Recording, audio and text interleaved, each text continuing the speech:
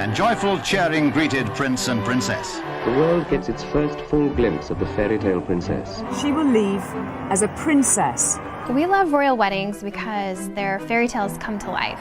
There's a fascination with royal weddings because they are just so extravagant. And now the great hour arrives. Let's listen to the crowd as she arrives at the Abbey. We finally get to see that dress. You see the princess in the big gown, and her prince often in like a military uniform, and it's just romantic and everything you fantasize about as a little girl. For anyone who grew up reading fairy tales or loving princesses and princes and carriages and palaces, there is no question that a royal wedding is the pinnacle of all of that fantasy. That really is the most extraordinary fairy tale.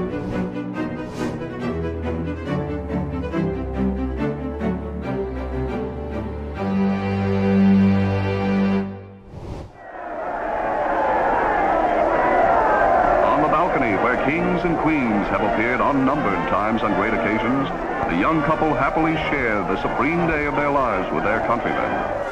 Princess Elizabeth and Philip, Duke of Edinburgh, were married in 1947, just 2 years after the end of World War II. When Princess Elizabeth and Philip got married, coming out of World War II, which was a time of such hardship, the whole country, really the whole world, was looking for a reason to celebrate, so it really kind of brought everyone together. Elizabeth was 21 years old and next in line to the throne. Philip was a dashing 26-year-old Navy lieutenant with ties to the Greek and Danish royal families. Elizabeth and Philip have a really sweet love story. They first met when Elizabeth was just 13 years old, and she was immediately smitten by Philip. He was this dashing naval officer. It was very easy to see why Princess Elizabeth was so taken with him. During the war, Philip went off to serve. The Queen kept in contact with Philip, and Philip would write letters to the Queen during this time. The connection was really cemented.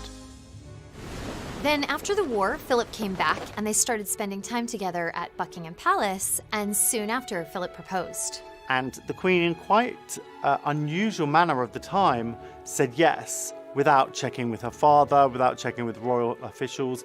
And this kind of really typifies the strength of character that the Queen has. But at her father's urging, she and Philip agreed to keep their engagement a secret for a full year until she turned 21. So it really was a sweet, romantic story, and they were very much in love. On November 20th, 1947, a year and a half after the couple's secret engagement, Elizabeth and Philip were wed at historic Westminster Abbey. And now the great hour arrives, and as the state coach with Elizabeth and the King is escorted to Westminster Abbey by the household of cavalry guards, a sovereign's escort. Everyone was really excited for this wedding, and the footage is really incredible. To see 500,000 people lining the streets of London to watch Princess Elizabeth and her father, King George VI, ride in a royal carriage from Buckingham Palace to Westminster Abbey. The coach draws up at the west door, and His Majesty pauses to help the princess alight. There's a moment's delay, due, I imagine, to the 15-foot train of the princess's most beautiful wedding gown. Then, with her father, the royal bride enters for her marriage to the man of her choice. Of course, this was a huge event, and there were 2,500 invited guests inside Westminster Abbey. And of those guests, 28 were members of European royalty, including 6 kings and 7 queens. So this was a really impressive turnout for such a historic occasion. Here is seen the thrilling bridal gown of ivory satin, delicately embroidered in crystals and pearls. Princess Elizabeth's dress was absolutely beautiful. It was a long-sleeved, ivory silk creation. It had 10,000 pearls sewn onto it and had a 15-foot train. It was actually inspired by a Botticelli painting called Primavera. And the central figure in the painting wears this beautiful white draped ivory gown, and it also had these roses affixed to it, and it really did look like the gown from the paintings. It is a radiant bride-to-be, the loveliest the old abbey has ever looked upon. Elizabeth and Philip take their places on history's pages. To the stirring strains of Mendelssohn, they march as man and wife toward the west door amidst nearly 3,000 invited spectators. At this time, this was really the most access the British public had ever had to a royal wedding, because it was the first to be broadcast over radio, and it really brought the British public into Westminster Abbey, even if they couldn't be there in person or even on the streets of London. From the solemnity of the Abbey, the great pageant starts toward Buckingham Palace, the young couple now occupying the state coach. And it was also the second wedding to be filmed, and though it wasn't broadcast live on television, since television wasn't really ubiquitous yet, but it was shown on newsreels later, so people really got to feel like they were there and feel like they were part of this celebration. They proceed with a brilliantly uniformed mounted guards through throngs estimated at 2 million. In post-war England, everything is rationed except cheers, and the enthusiasm mounts to a new high. Thousands jam the square before Buckingham Palace, and the cry goes up, "We want Elizabeth." There is a tradition of, after a royal wedding, that the royal family gather on the balcony of Buckingham Palace and meet the nation. And when this happened with Princess Elizabeth and Prince Philip, the crowds went wild. There was such a huge cheer, and it was a really great time of celebration.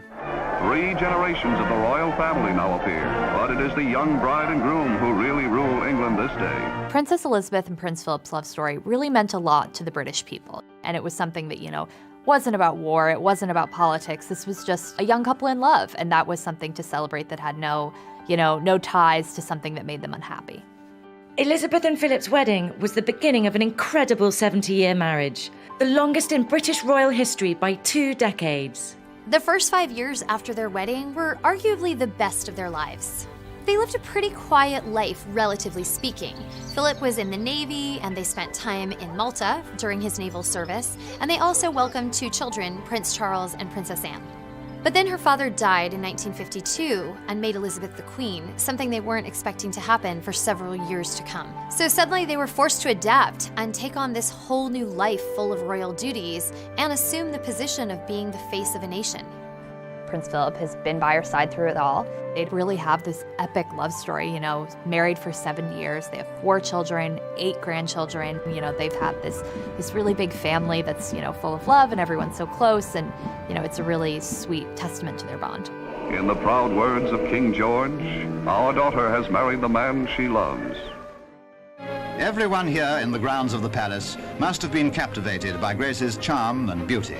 Long before Charles and Diana, this was the fairy tale.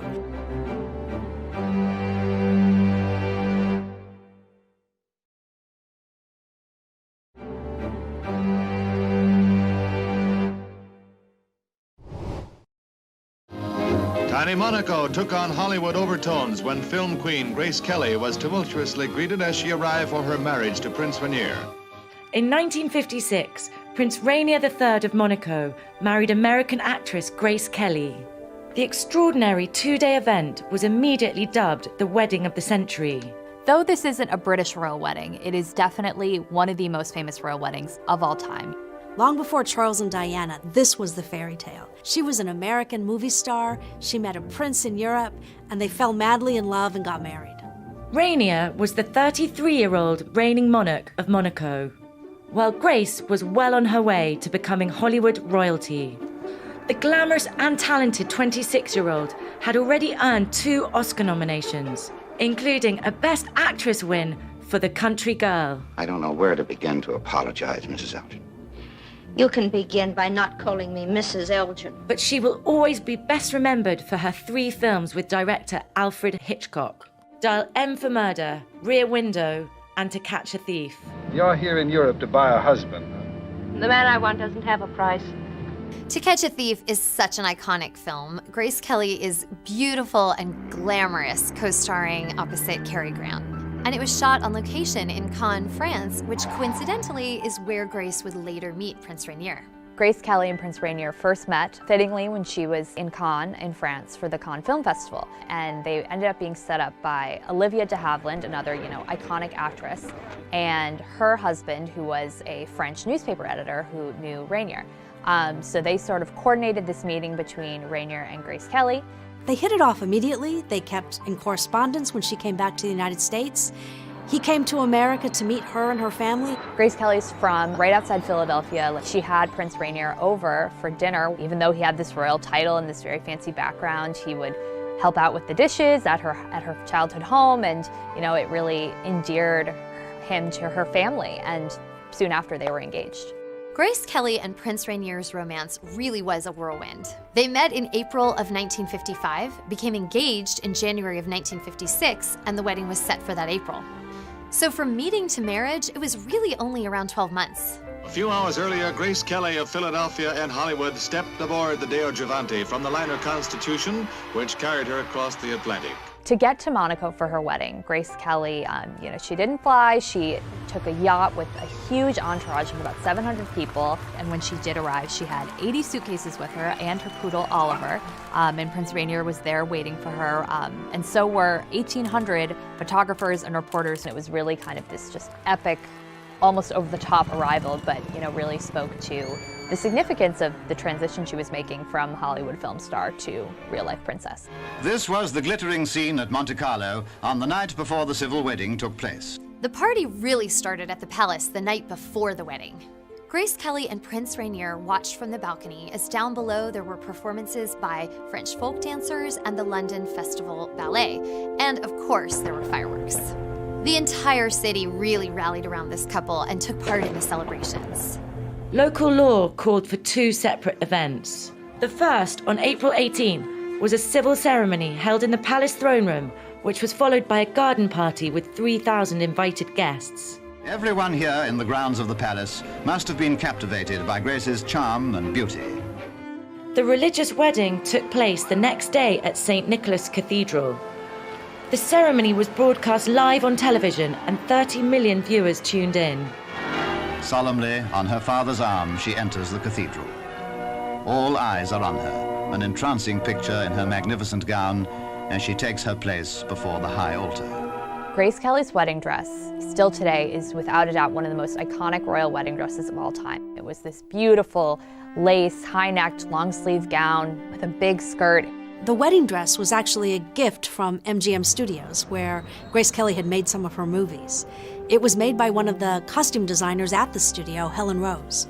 Today, it would be considered to be worth about $70,000. This wedding will go down in history as one of the most elegant, solely because of Grace Kelly's dress. This dress was so stylish and so beautiful. The wedding, at which the Bishop of Monaco officiated, is marked by the dignified solemnity befitting such a ceremony. Now, by civil authority and by the church, Prince Rainier and his film star bride have been pronounced man and wife. The wedding procession moves slowly from the cathedral. This, of course, was the moment for which the Monegasques outside had been waiting, and joyful cheering greeted Prince and Princess.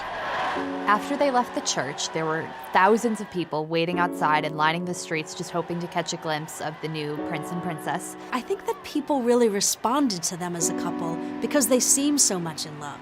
From the first time they met till after their children were young adults, they really seemed like the kind of fairy tale that you wanted them to be.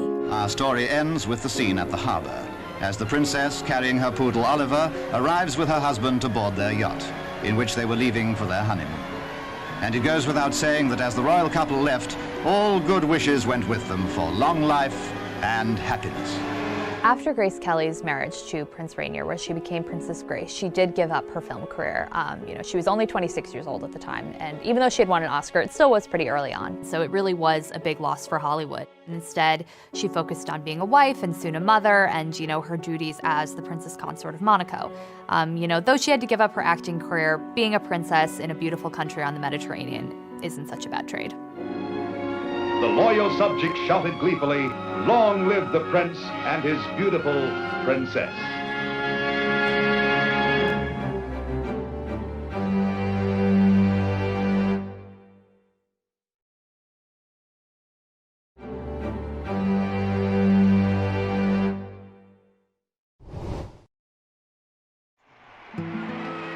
In 1960, Princess Margaret married the commoner Anthony Armstrong Jones.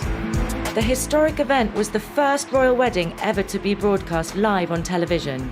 I, Margaret Rose, take thee, Anthony Charles Robert, to my wedded husband. Anthony was a 30-year-old society photographer with no royal blood. Margaret was the 29-year-old younger sister of Queen Elizabeth. The story of Princess Margaret is really complicated. she had actually fallen in love with a different man. Princess Margaret's first love was a man named Peter Townsend. He was a bit older than her, and he was a military hero during World War II. They fell in love when she was in her late teens, early 20s, but he was a divorcee. And at the time, that was a huge no-no in the royal family because of the views of the Church of England on divorce. And so for Margaret, that meant she wasn't able to marry the man she considered the love of her life. And it really broke her heart. Princess Margaret, as she got older, became a very, cosmopolitan, almost like kind of a new royal, and she ran in very cool circles, with more artists or celebrities, and that led her to meeting Anthony Armstrong-Jones, who was a very famous photographer who had actually shot portraits of the royal family. Anthony Armstrong-Jones was an easy sell to the rest of the palace because they knew him. He had taken a lot of the royal portraits, so he was someone that they thought was appropriate for Margaret.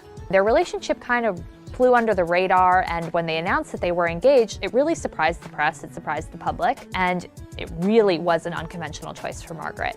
He was the first commoner to marry into the royal family in 400 years, which is kind of baffling when you think about it now, when you think of people like Kate Middleton and Meghan Markle marrying into the royal family, both of whom are commoners. For Margaret, after being denied the chance to marry her first love, this really looked like a second chance at love. Through cheering crowds of hundreds of thousands, Princess Margaret rides to Westminster Abbey on her wedding day. On May 6, 1960, Princess Margaret and Anthony Armstrong-Jones married in Westminster Abbey, the grandest setting you can imagine. The Queen and members of the royal family have taken their places, and Commonwealth Prime Ministers.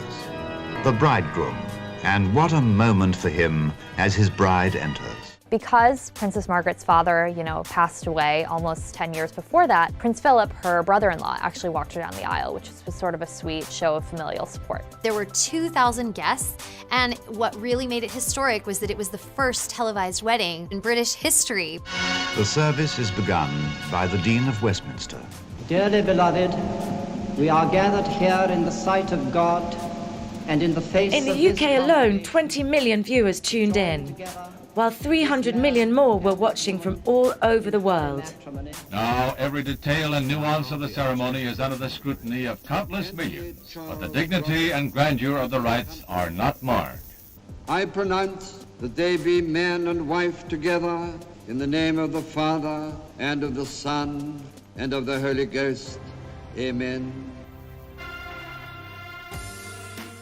Princess Margaret's royal wedding dress was relatively simple compared to past royal wedding dresses. Life magazine described Margaret's dress as, quote, the simplest wedding gown in history, although it did feature 30 meters of fabric just for the full skirt.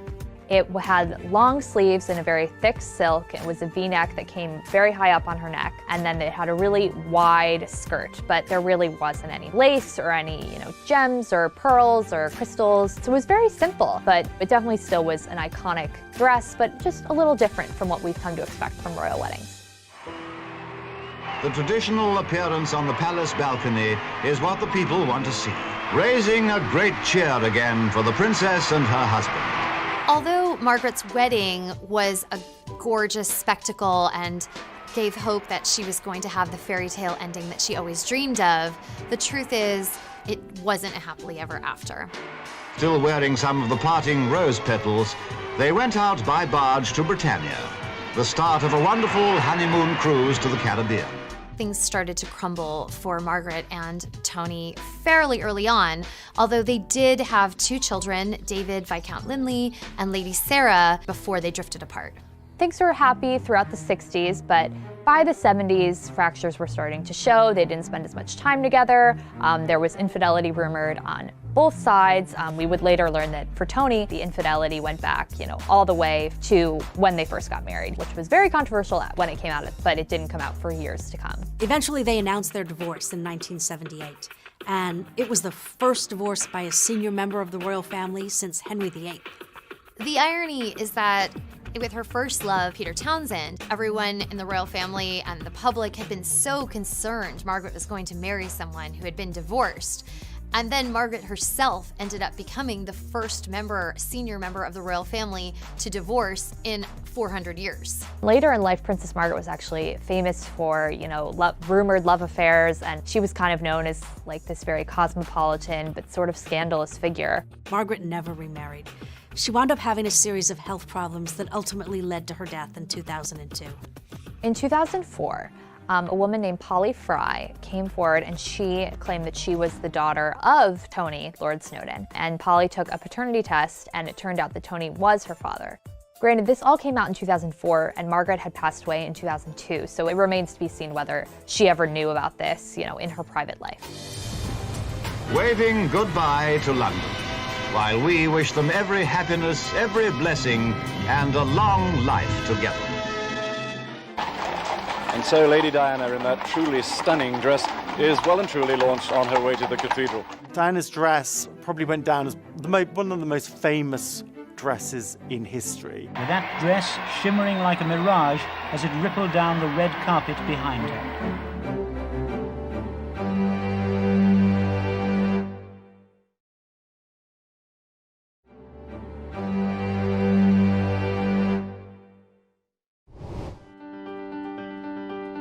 If there's any heart that hasn't been won over by her today, it can kindly surrender now. When Prince Charles married Lady Diana Spencer in 1981, it was widely seen as the ultimate fairy tale wedding. But sadly, looks were deceiving. The irony of this royal wedding is that the person Charles had been having an affair with, Camilla Parker Bowles, attended the wedding, and Diana actually noticed her as she walked down the aisle. Diana was the 20-year-old daughter of British nobility. Charles was the 32-year-old heir apparent to the throne. It's funny to think about now, but Prince Charles really was the world's most eligible bachelor back then. Diana was born Lady Diana Spencer, so she was an aristocrat. She was young, she was a member of the Church of England and had a title. She was a virgin, which was a big thing that mattered when it came to marrying an heir to the throne back then. So, it was just sort of like, she's perfect. Charles was facing a lot of pressure to find someone, so they kind of were engaged very quickly, and it seemed like this whirlwind romance. I think we all wanted it to be this romantic fairy tale, but when you look back, there were certainly clues that it wasn't going to end well. There was a large age difference between Princess Diana and Prince Charles, and really, they just had totally different interests. Another huge obstacle was Camilla Parker Bowles. Camilla had been Charles's first really serious love, and they had ended things, and she had gone on to get married to someone else.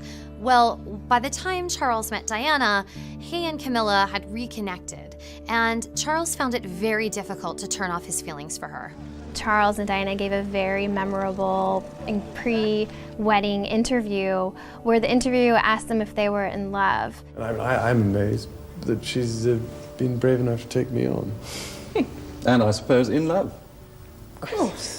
Diana said immediately, yes, of course. And then Charles just sort of looked off to the side and said, whatever in love means. Whatever in love means. And it was in that moment that the veil was sort of lifted. Well, it obviously put your own interpretation. Obviously means two very happy people. Yes. Again, congratulations. Well, from us, congratulations. Thank you very much. Very kind. So the cracks were starting to show even as they were engaged, but the world kind of didn't really notice and was very taken by what they saw was a fairy tale romance. As if by royal appointment, the weather on the great day is perfect, giving London a touch of summer magic. The wedding day, July 29th, 1981, was declared a national holiday so everyone in the UK could join the celebration. The ceremony was broadcast live in 74 countries, and a staggering 750 million viewers tuned in. Everyone who was around then will tell their stories of waking up early, wherever they were, whatever time zone, watching in their pajamas. It became a massive sensation, even for people who didn't normally follow the royals. And then the bridegroom, the Prince of Wales, arrived. As Prince Charles was the heir to the throne, his wedding was a full-on state occasion. It wasn't held at Westminster Abbey because there were too many guests. So they had it at another very famous London church, St. Paul's Cathedral. It was attended by 3,500 guests, which included dignitaries and world leaders, including Prime Minister Margaret Thatcher and U.S. First Lady Nancy Reagan. In their book today, the bride was the star of the show. What really sets the wedding of Prince Charles and Princess Diana apart is Diana's worldwide appeal and charisma. She had already really become a superstar by the time she married Charles. And so Lady Diana, in that truly stunning dress, is well and truly launched on her way to the cathedral. The speculation about what Princess Diana would wear on her wedding day was huge. Everybody wanted to know.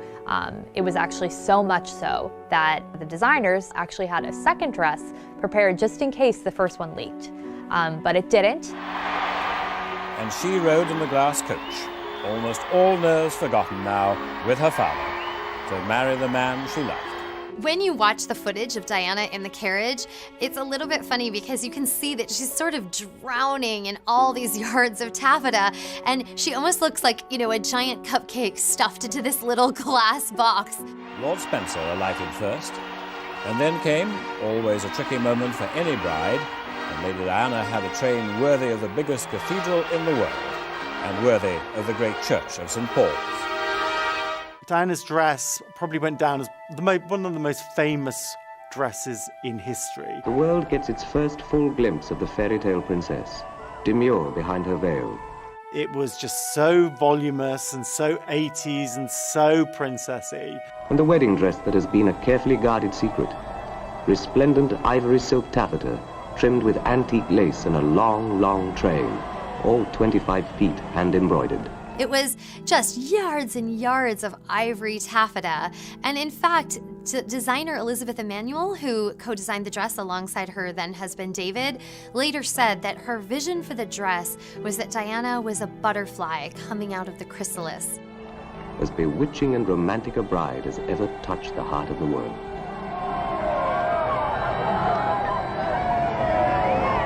But that long train is a bridesmaid's nightmare.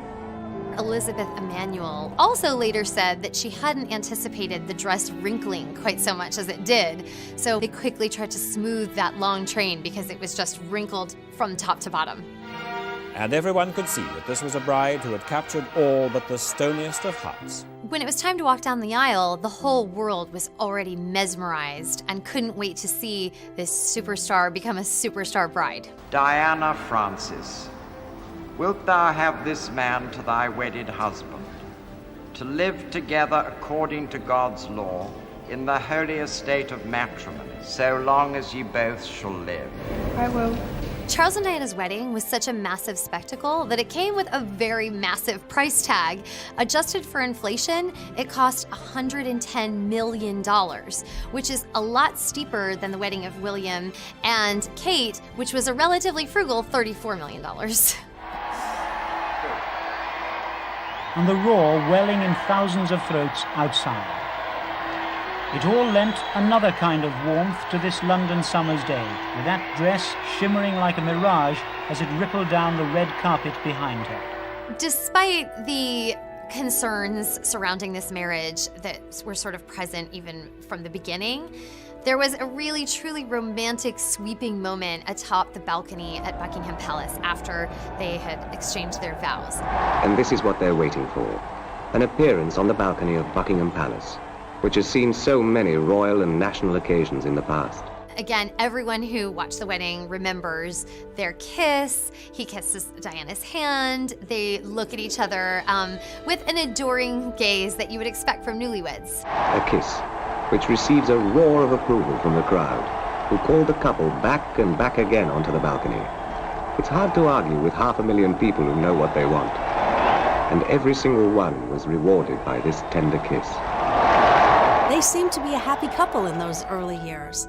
Right away, they had 2 adorable sons, William and Harry, and they seemed good together. But we found out later it really wasn't all that it seemed. Well, there were 3 of us in this marriage, so it was a bit crowded. Charles was still hung up on Camilla and eventually started to have an affair with her. Diana sort of followed suit, and she also had several affairs. And things really just were very tense between them. In 1992, 11 years after their wedding, Charles and Diana separated, and by 1996, their divorce was final. Charles seemed to move on, and he found his happily ever after with Camilla. But Diana was searching for what she was going to do next, and then it all kind of came to a terrible, tragic end in Paris. Confirmation from Buckingham Palace tonight that the world has lost Princess Diana at age 36, dead in a car crash in Paris. Looking back on Charles and Diana's wedding, it's really bittersweet because on the one hand, it's the most magical day anyone could have imagined, and it still captivates the public imagination. And on the other hand, we all know that it ended in heartbreak and tragedy. But one of the biggest gifts from Charles and Diana's wedding was this next generation of royals who really energized royal fans around the world to follow their lives, their loves, the charities that they've supported through the years. And we see that in all of the admiration and affection for Prince William, for Prince Harry, for William and Kate's children, and it keeps going. A new princess for Wales, and the shyness seemed gone, replaced by a genuine wonderment that so many people should want to share her joy.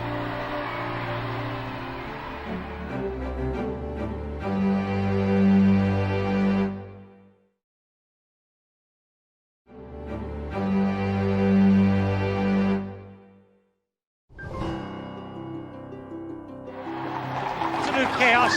I'm being swept forward with the crowd. In fact, I don't think I could get away from them if I wanted to.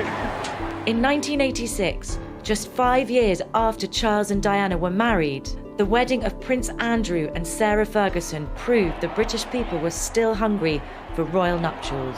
Because Andrew was not the direct heir, it may have seemed like the wedding wouldn't have been quite the massive affair that Charles and Diana's wedding was, but there was a huge appetite for it, and people really wanted another royal wedding.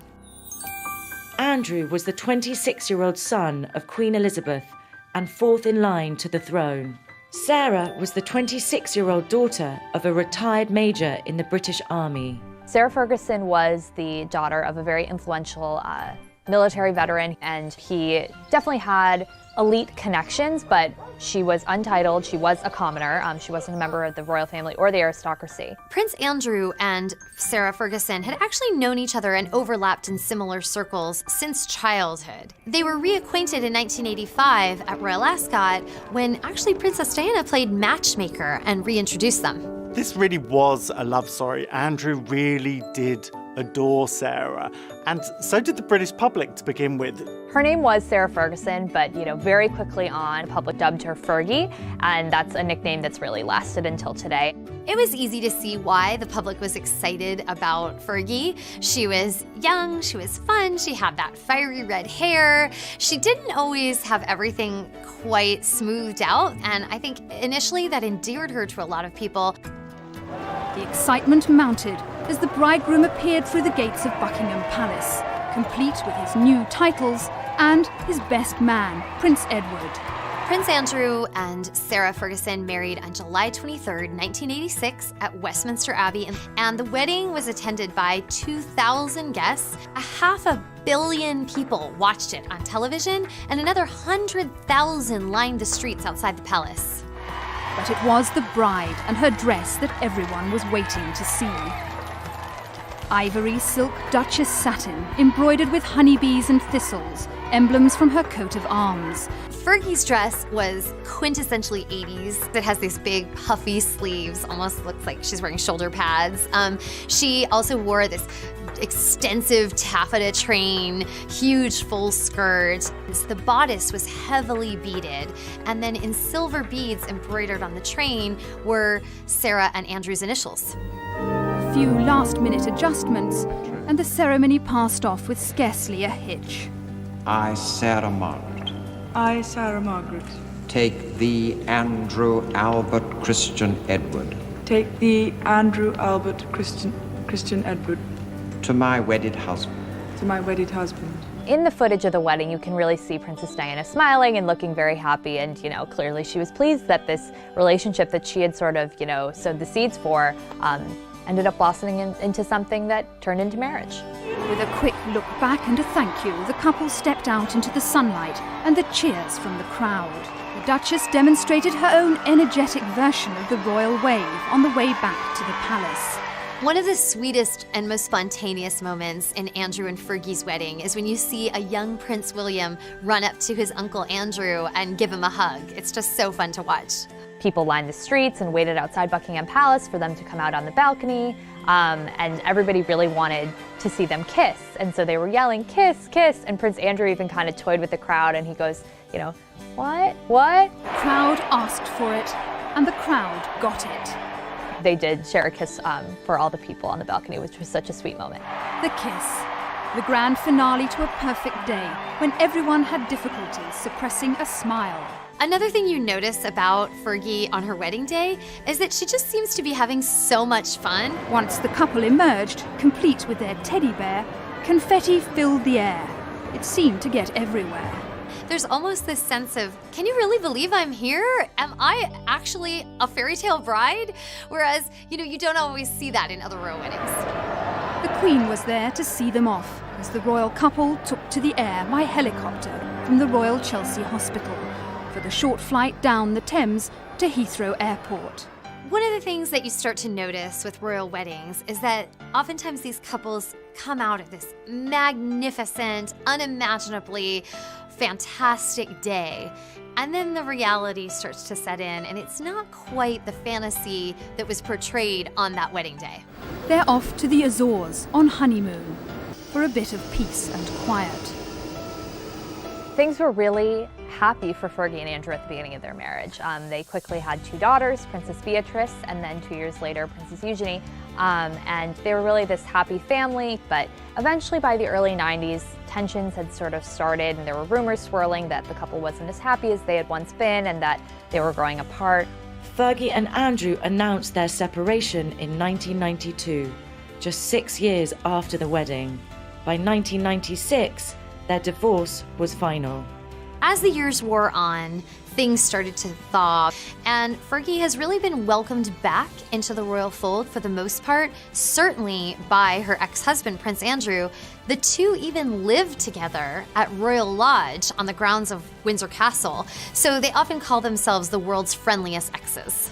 Fergie and Andrew didn't have the happily ever after that everybody fantasized about, but they do have a fantastic relationship. They co-parented their children very well and have a great relationship and communicate about all the issues that arise. Everyone agreed it had been a right royal occasion. It is the sight, after all these months of build-up and speculation, that many have been longing for. Kate looked absolutely stunning on the day. Her dress was universally adored.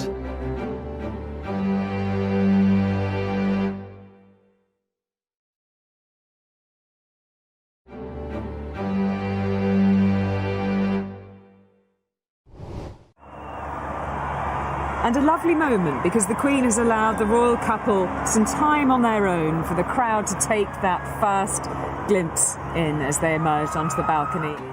When Prince William, Duke of Cambridge, and the commoner Catherine Middleton were married in 2011, it was the most celebrated royal wedding in 30 years. Kate and William's wedding was the first royal wedding since Charles and Diana's in 1981, where we were seeing the direct heir to the throne get married. So it truly was a historic day. Kate was the 29-year-old daughter of successful entrepreneurs. William was the 28-year-old grandson of the Queen and second in line to the throne. People have such a special place in their heart for him because he had such a tragic event happen with losing his mother when he was a teenager. And everybody, I feel like, just wants him to be happy, and it didn't take him long for him to fall in love and find his life partner. When he went to college at the University of St. Andrews in St. Andrews, Scotland, he met Kate Middleton in his freshman year dorms. They became friends. Eventually, with friends, they moved in together into an apartment, and it was there that sort of romance started to blossom. Often she's referred to as a commoner, and it's true. She's not from an aristocratic family, but she didn't grow up in a traditional sort of middle-class family either. Her parents really did have a lucrative business. They started a company called Party Pieces, which was a mail order and now online party supply company. And they really built this empire from the ground up. They were very wealthy. This isn't a case of somebody who was having a rags to riches transformation. Kate had a very comfortable upbringing. William and Kate were engaged in October 2010 in a place that is really special to William, and that's Kenya.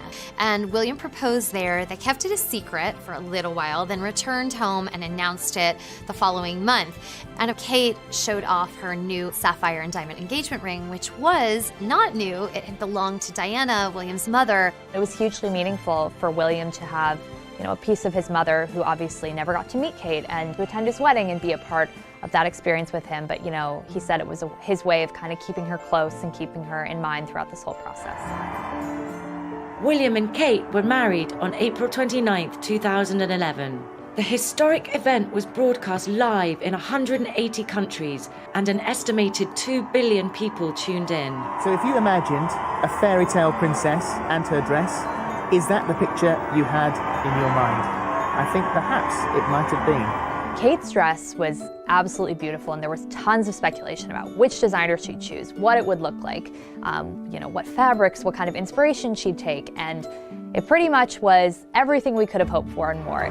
It is the sight, after all these months of build-up and speculation, that many have been longing for, and she is taking a moment to give the crowd a wave. It was a gorgeous gown. It was designed by Sarah Burton for Alexander McQueen. It had a lace long sleeve, so a little more modest. It had a beautiful big skirt, a long train with lots of detail sewn onto it, and then there was a V-neck on the dress. Kate looked absolutely stunning on the day. Her dress was universally adored. You always need something borrowed on your wedding day, and Kate had a great one. The Queen actually lent Kate her tiara, and it had 1,000 diamonds on it. The Queen herself told William, "This day is about you and Catherine. Make the guest list how you want to make it." So I thought that was a really sweet thing. You can see the Queen's evolution from kind of reluctant, standoffish mom to really warm, supportive granny. So William did just that on his wedding day. They had 1,900 guests, not exactly a small affair, but it was pared down significantly thanks to Queen Elizabeth's advice. Of course, it wouldn't be a royal wedding without Sir Elton John, who was in the audience. Victoria and David Beckham were there. It really was a party atmosphere. Of course, one of the big standouts of the day were Princess Beatrice and Princess Eugenie, William's first cousins, who wore those elaborate, memorable fascinators atop their heads. And they really became a meme before anyone even knew what a meme was. But it was Kate's maid of honor, Pippa Middleton, who really kind of stole the show. Pippa Middleton in a beautifully sleek, elegant dress. Nobody knew who Pippa was before this, but she wore this really beautiful white dress, and it really hugged her backside. Cameras got hold of the backside of a stunning maid of honor carrying a future queen's train. The question on just about everyone's mind at that moment, who's that girl? She really had this world stage to showcase her incredible body, and she embraced it. And in fact, I think she was the sexiest bridesmaid ever. And stepping into the spring sunshine, the new royal couple, the Duke and Duchess of Cambridge.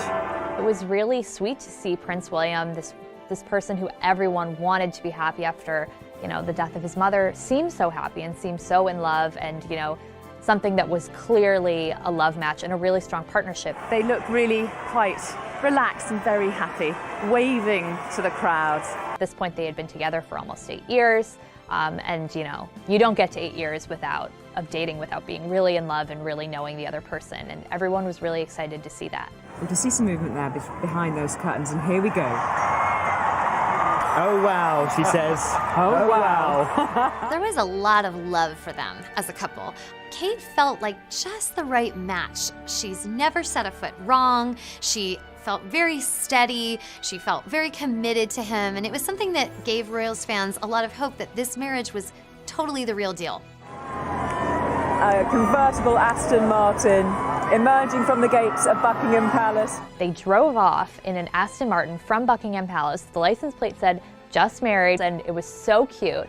and really like such a surprise for the crowd that they were, driving off like any normal married couple, Prince William in the driver's seat. What a view the crowds are being rewarded with. It looks as though Prince Harry may have been at work on this vehicle. Prince William and Princess Kate have really had such a happy and wonderful marriage so far. They had a few years to themselves before they started their family, but they welcomed Prince George, their first child, in July 2013. Over the next 5 years, William and Kate had 2 more children, Princess Charlotte and Prince Louis. Kate has really blossomed in the role of princess. She seems to do it all effortlessly. She looks great. She relates to people so naturally. She's the perfect princess. What a thing for Kate Middleton to end up on the balcony of Buckingham Palace. Who would have thought? I mean, that really is the most extraordinary fairy tale.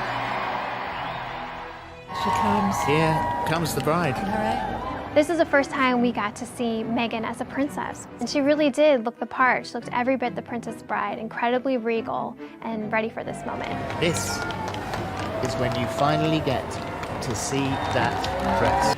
And after the intimacy of the marriage vows, a place on the world stage. Prince Harry, the Duke of Sussex, and the American actress Rachel Meghan Markle were married in 2018.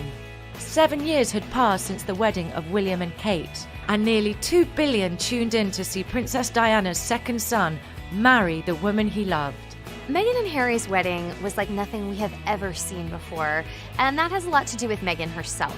This is the first time we are seeing a biracial royal bride, an American royal bride, a woman who has been divorced. So this was something new we were seeing, and it really blew all the other royal weddings out of the water in terms of news value. Meghan was the 36-year-old star of the hit legal drama Suits. Harry was the 34-year-old grandson of the Queen and 6th in line to the throne. We've been watching Harry grow up since he was born. Of course, Princess Diana and Prince Charles followed the tradition of bringing out their newborn son onto the steps of the Linda Wing at St. Mary's Hospital in London, where the world got its first look at the little ginger prince with his red hair. The guy was christened in this. Looks remarkably well despite it. Harry is so beloved across the world, but especially in the UK. I mean, the citizens have just had such a special place in their hearts for him since he lost his mother at a young age. The readers have always been very affectionate towards Harry because they saw him grow up.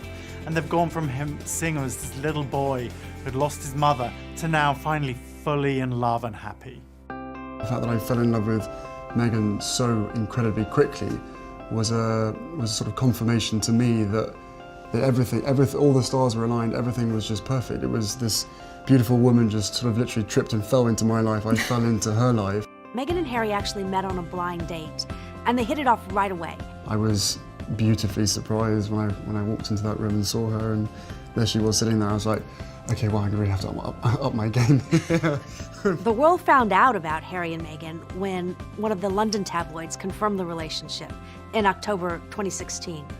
But Harry and Meghan had actually been dating for a few months by then, and they were building a relationship. Harry and Meghan's engagement was announced on November 27, 2017. That same day, the happy couple sat for an interview with the BBC. It happened a few weeks ago, early this month, here at our cottage. Just a standard, typical night for us. It's a cozy night. It was what we're doing, just roasting chicken and trying to roast a chicken. Trying to roast a chicken, and it was just an amazing surprise. It was so sweet and natural and very romantic.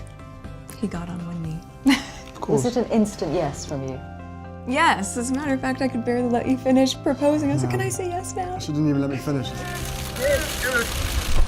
Welcome to the royal town of Windsor, where the stage is set for the wedding of the year. On May 19th, 2018, Harry and Meghan were married inside St George's Chapel at Windsor Castle, roughly 20 miles west of London. 600 lucky guests were in attendance, while nearly 30 million were watching it in the US alone. The interest surrounding Meghan and Harry's wedding was massive. In fact, in the US, 6 million more people tuned in to Meghan and Harry's wedding than they did to William and Kate's. And I think one of the key reasons for that is that we had an American royal bride. Harry and Meghan's wedding was like a red carpet. There were so many celebrities there, and not just small celebrities. We're talking big celebrities. We're talking George Clooney and Amal. We're talking Priyanka Chopra. We're talking Oprah. It was star-studded. I'm sure everyone who walks through these palace gates must feel like the luckiest person on earth to get to have this opportunity. As we were watching the guests start to walk up toward Windsor Castle and towards St. George's Chapel, I think that one of the things we were most excited to see was the brothers. Royal watchers were very excited when Prince Harry walked down the aisle with his brother, Prince William, on the day of the wedding. The chemistry between them, the camaraderie was just very sweet. And obviously we'd seen this happen in reverse when Harry was the best man for William. We're looking now at the car that has the woman of the moment, Ms. Meghan Markle. What a moment of history for her. Meghan arrived at the wedding, at the ceremony, in a cart that had been loaned by the Queen. And this was everything Americans had fantasized about. This was Disney come to life. When the car pulled up, she steps outside and you get that first glimpse of that gorgeous gown. Here comes the bride. This is the first time we got to see Meghan as a princess. And she really did look the part. She looked every bit the Princess Bride, incredibly regal and ready for this moment. This is when you finally get to see that dress.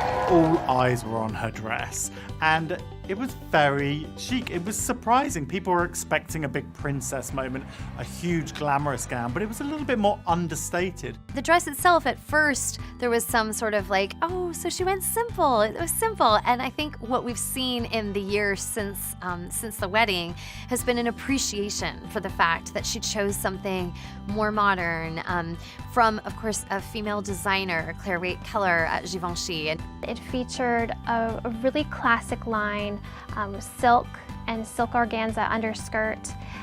There was a stunning veil that featured embroidered flowers from across the Commonwealth. She had a really long, elegant train. This dress was really understated in many ways. No embroidery whatsoever, beading, glitz, sparkle, none of that. She had sparkle in her jewels and her tiara, of course. She really let the veil take the spotlight for certainly, that dramatic walk up the steps and then back down the aisle as well. The veil itself was so sweeping that it really sort of, I think, was the eye-popping part of that look. For me, I thought it was the perfect choice. I thought this was the ultimate dress to introduce her to the British citizens who already really value understatement. And so I thought it was respectful, I thought it was beautiful, and just the perfect dress for her to marry Harry in. A particularly touching moment was when Prince Charles walked Meghan down the aisle.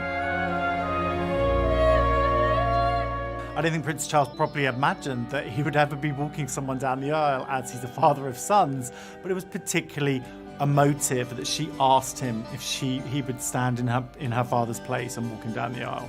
One of the highlights of the wedding, and certainly one of the most spontaneous moments, was when Prince Harry got his first up-close look at Meghan, and we could all see him mouthing the words, "Wow, you look amazing." And it was such a romantic, breathtaking moment.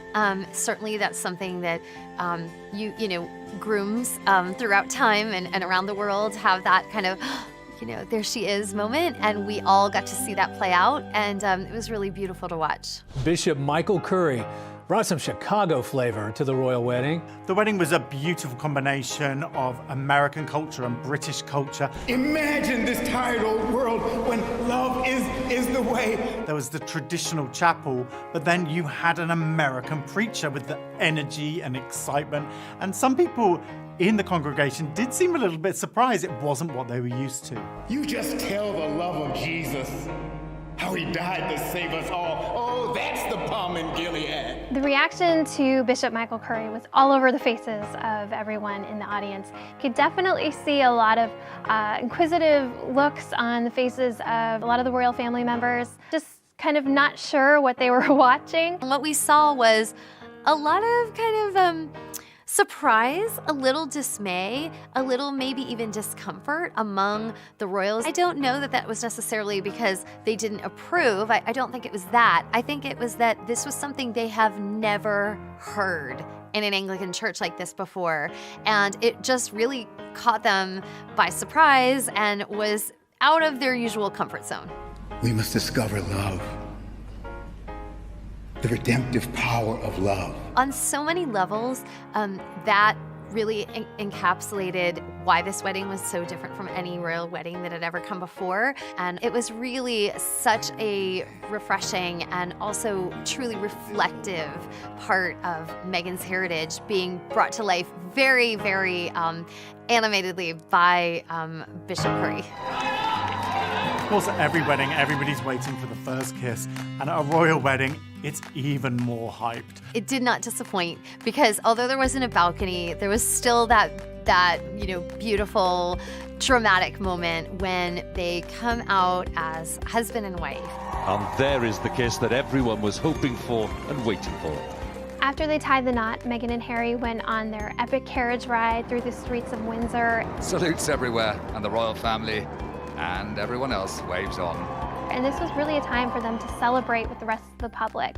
There were tons of signs and well-wishers, and you could just see Meghan and Harry laughing and smiling throughout this 20-minute carriage ride. After the ceremony, the couple attended a luncheon at Windsor Castle before heading off to a reception at nearby Frogmore House, hosted by Prince Charles. We saw Harry come out in this classic black tux, and then Meghan gave everyone the Hollywood moment they were waiting for when she stepped out in her Stella McCartney halter gown. And then the Hollywood moment just continued when they stepped into this beautiful Jaguar, and it was just this really cool moment seeing them drive off together as husband and wife on their way to celebrate. We've got some breaking news from Great Britain this morning. The worldwide wait is over. Prince Harry and Meghan Markle welcoming their firstborn child this morning, and it's a boy. In May 2019, nearly 1 year after their wedding, Harry and Meghan welcomed their first son, Archie Harrison Mountbatten Windsor. It's just been the dream, so it's been a special couple days.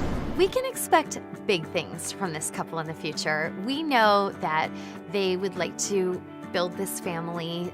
They're starting obviously with their first baby, but I don't think that anyone imagines that they'll stop there. But further than that, we also know that Meghan has big plans of her own in terms of philanthropy, in terms of giving back to her new country. Meghan and Harry have totally embraced their roles as the Duke and Duchess of Sussex, and they've been welcomed into the royal family as a couple with open arms, and now they're just really hitting the ground running in terms of their royal duties. We're a fantastic team, we know we are, and we hope to, over time, try and have as much impact for all the things that we care about as much as possible.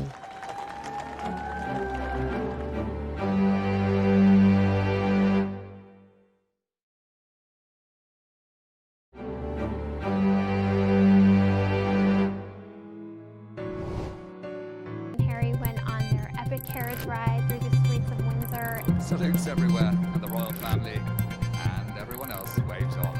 And this was really a time for them to celebrate with the rest of the public.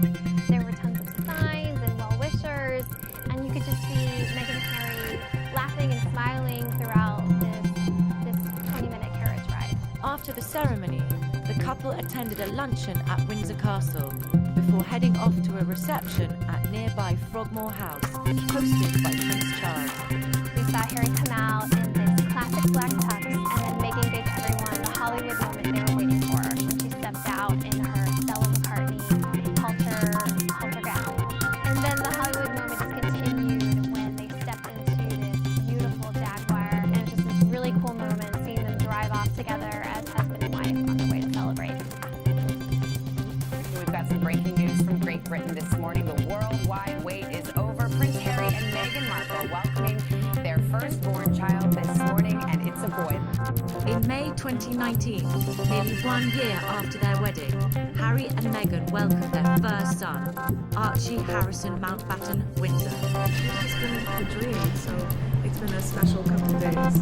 We can expect big things from this couple in the future. We know that they would like to build this family. They're starting, obviously, with their first baby, but I don't think that anyone imagines that they'll stop there. But further than that, we also know that Meghan has big plans of her own in terms of philanthropy, in terms of giving back to her new country. Meghan and Harry have fully embraced their roles as the Duke and Duchess of Sussex, welcomed into the royal family as a couple with open arms, and now they're just really hitting the ground running in terms of their royal duties. We're a fantastic team. We know we are, and we hope to, over time, try and have as much impact for all the things that we care about as much as possible.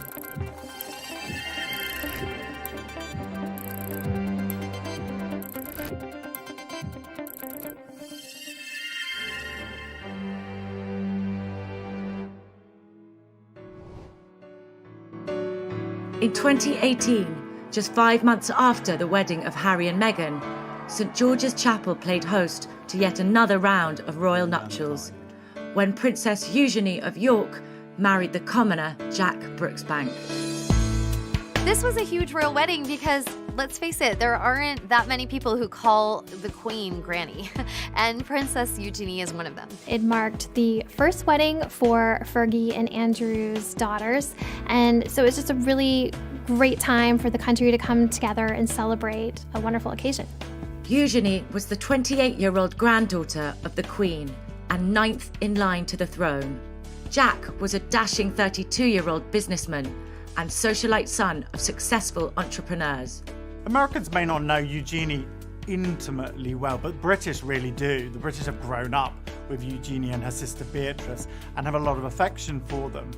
In America, I think they're probably most famous for turning up at Kate and William's wedding, wearing some fascinators that kind of stole the show in many ways. It's the hats, including these Philip Tracy designs worn by Princesses Beatrice and Eugenie, that made the most impact. She grew up with her grandparents and her parents, Prince Andrew and Sarah Ferguson, Fergie, at all the various palaces and castles, and she herself was raised at Royal Lodge, which is at Windsor. Jack is a successful businessman. He is a wine merchant. He's also a global brand ambassador for Casamigos, which is George Clooney's former tequila company. Like Kate Middleton, Jack Brooksbank is also a commoner, if you want to use that term. I mean, he's not an aristocrat, he's not a royal. However, also like Kate, there were similar circles. He did kind of run in those fancy royal circles. And he met Princess Eugenie when they were on a ski trip. They have said in their engagement interview that, in fact, they really locked eyes on each other on that vacation and that it was love at first sight. We were skiing, weren't we? In a friend's place in Nendas, next to Verbier. We were skiing, which was amazing. Love at first sight. Was it? For the pair of you, was it? And they dated for 7 years before Jack proposed, and they went on to announce their engagement to the public. I think for a lot of royal fans, their first introduction to really seeing Jack and Eugenie's relationship was in their BBC engagement interview. Jack, did you get down on one? I did get down on one. You did? Yeah. What we saw in that interview was just a head over heels in love couple. We saw, Eugenie kind of hanging on Jack's every word, making googly eyes at him, he doing the same right back at her. They seemed genuinely in love. I love Eugenie so much, and we're just very, very happy and over the moon for what is to come, and just very, very excited to spend the lifetime together, which is amazing. On October 12th, 2018, Jack and Eugenie exchanged vows inside St George's Chapel at Windsor Castle. There were 850 guests in attendance, and another 3 million were watching on Facebook, Twitter, and Instagram. It was the first time in history that a royal wedding was streamed live across the royal family's official social media accounts. Eugenie and Jack's wedding marked the second really big royal wedding of 2018. Of course, just months prior, in the same chapel, her cousin Harry wed Meghan. It's a beautiful space. It's actually where Prince Charles and Camilla got married, so it has a little bit of family history there. Hold on to your hats. Fascinators are flying in Windsor this morning as gusts of wind batter the celebrities as they arrive at the year's second royal wedding. There was a celebrity turnout for Eugenie's wedding that surprised a lot of people. There were some guests there we hadn't expected. Demi Moore was there. Cara Delevingne was there. She wore a menswear tuxedo, which she accessorized with a top hat and a toothpick.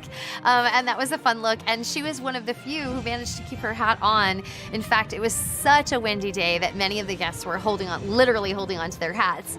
Naomi Campbell was there. Ricky Martin was there. So it was a really fun mix. Fergie disembarking right in front of the chapel, arriving with her daughter, Princess Beatrice. Of course, she also had her royal family members by her side.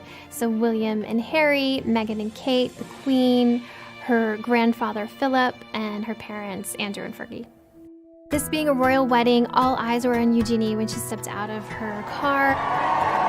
And she chose a stunning princess ball gown designed by two British designers, Peter Pilotto and Christopher DeVos. What a beautiful dress. Looks absolutely stunning on her. When Eugenie entered the church and we got that first view from behind of the open back, there were gasps, not only because it was so beautiful, it was a really exquisite, striking look, but there was a lot of subtext behind that look. This is very deliberate. The focus is on her operation, the scar that will be there, and this is so life-affirming and life-changing for her. What Eugenie later talked about was she wanted to expose the quite long scar on her back, which is a remnant of surgery she had to correct scoliosis as a child. And she, rather than try to cover it up, try to wear a dress that you couldn't see it, she very much wanted to put that scar on display and show that beauty comes in all different forms. It looks different for different people. Scars can be beautiful. Eugenie's dress was very sleek and modern, but it was also very princessy. And she became the first royal bride not to wear a veil.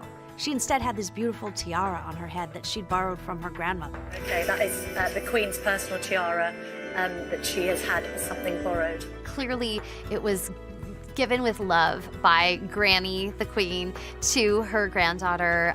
And the two of them share a very, very close bond.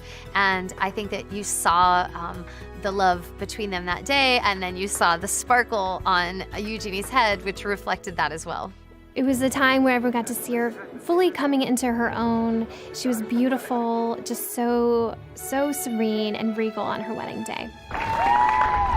After they tied the knot, they celebrated with friends and family at a reception hosted by the Queen in Windsor Castle. Eugenie and Jack drove to their reception in Aston Martin, one of the rare models that was actually used in the James Bond films. And then hours later, they went on to the Royal Lodge, which is Prince Andrew's royal residence, where they had a more intimate evening celebration. Since the wedding, the lives of Princess Eugenie and Jack have kind of gotten back to normal. I mean, he's a busy businessman, and she's an art director. We kind of expect that they'll have children pretty soon. They've been together a long time, and they both love kids and want to have a family. Any royal wedding is a time to celebrate, to see the royal family come together, to see the Queen out, and this did not disappoint. It was full of a lot of special moments, a lot of pomp and circumstance, and Eugenie looked stunning.